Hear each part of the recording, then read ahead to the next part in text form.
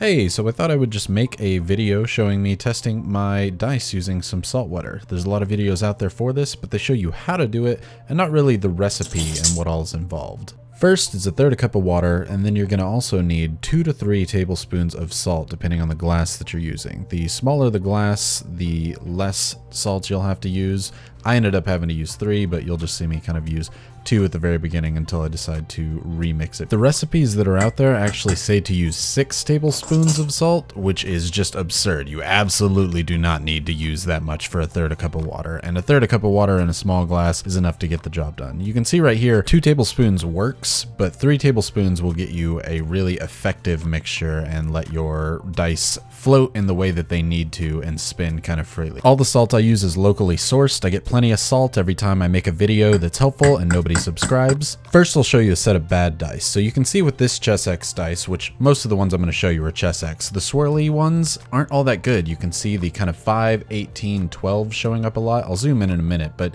it's an example of one that's not working, and the salt water kind of helps you see that.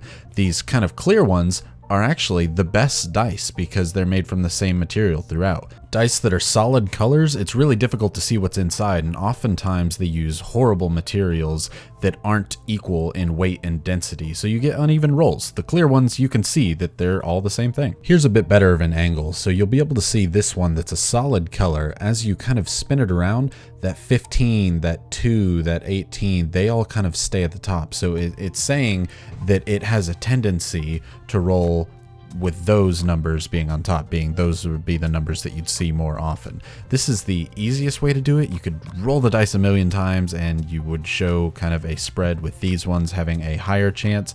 It's not a huge difference, but I mean, it is a way to dice, and if you want good ones, you want to check that. Now, this is the example of the good dice, where the other one, you could see it almost kind of stopped, the water stopped it. This one should spin almost freely as you push it down, and you can see, really, it only kind of stops every time it hits the edge of the cup, or I kind of push it poorly.